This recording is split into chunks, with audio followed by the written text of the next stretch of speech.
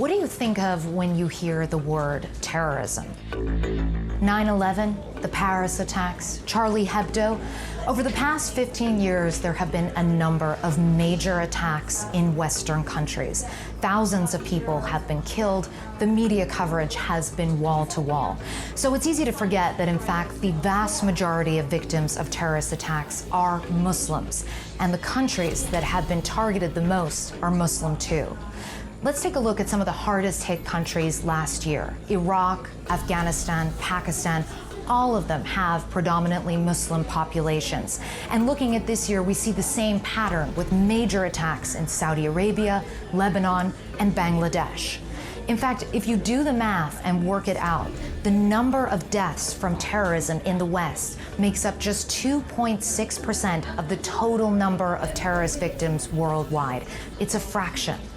For a group like ISIS, it doesn't matter if you're a Muslim. If you're from a different sect of Islam, you're a valid target. If you're from a country that's allied with the West, you're a valid target. If you're a defender of gay rights, you're a valid target.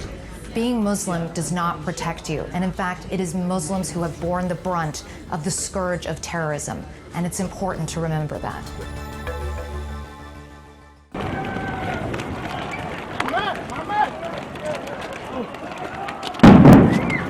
The blast killed more than 60 people and wounded at least 265 others. You can see the chaos that followed that murderous moment. The terror group claims in an online statement that 2 of its attackers blew themselves up during a large demonstration near Kabul University. A third attacker was shot and killed by police. CNN senior international correspondent Nick Payton-Walsh has the latest from Beirut. Nick.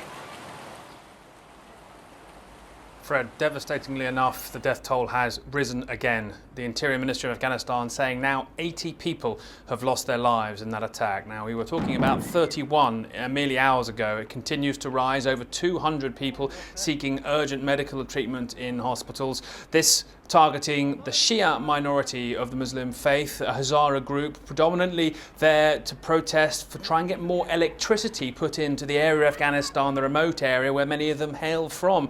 Attacked by 3 ISIS attackers, 2 detonating their explosive belts in that densely packed, peaceful crowd, and the third one, as you say, shot dead by police. It could even have been worse, potentially.